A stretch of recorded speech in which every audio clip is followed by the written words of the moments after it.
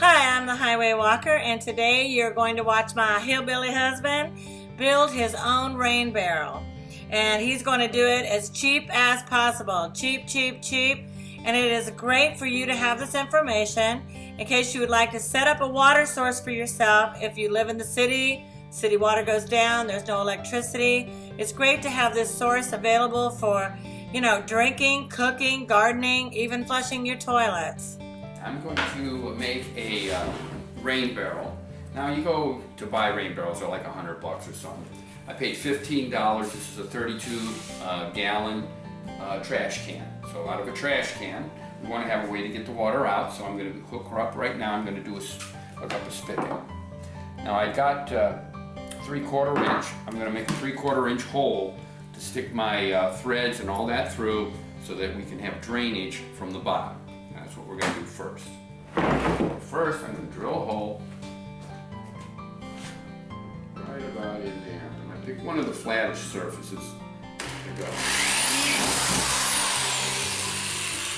So, first things first, we've got a little piece of it.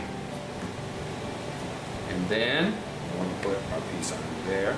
This seal is not under any real pressure, just the gravity flow. But I'm going to put it on anyway because I have it. And maybe it'll stop some little dinky leak. I'm going to put it on this piece with my hand here. Get that nice and snug. And then I'm going to use this piece for a little bit of a spacer.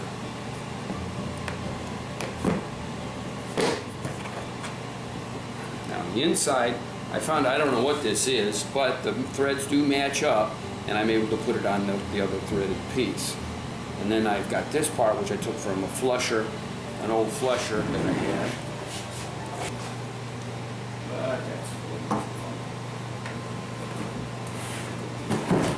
Okay, now I put my little spigot thing on, filled it, well, halfway full of water. I didn't go ahead and fill it up.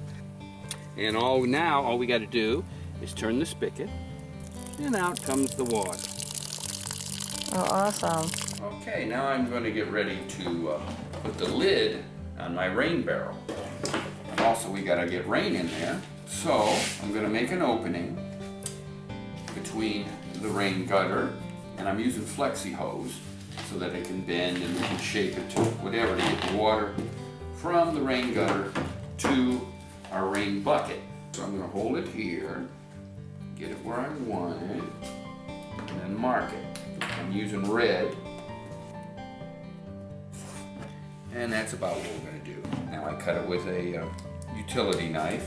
I like utility knives because you swap out the blades all the time once they get dull. No big deal, and they're relatively inexpensive.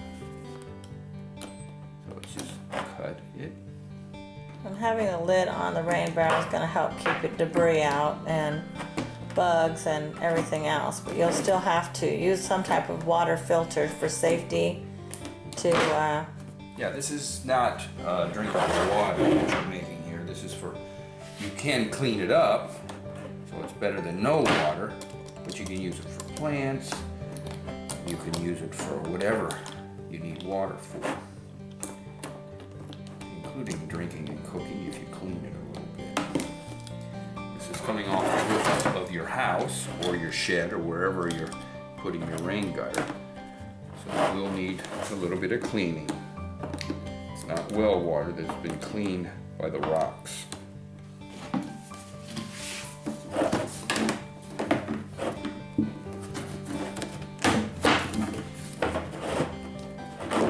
Well, it looks like we got a pretty good fit first time. I'm gonna bring it through.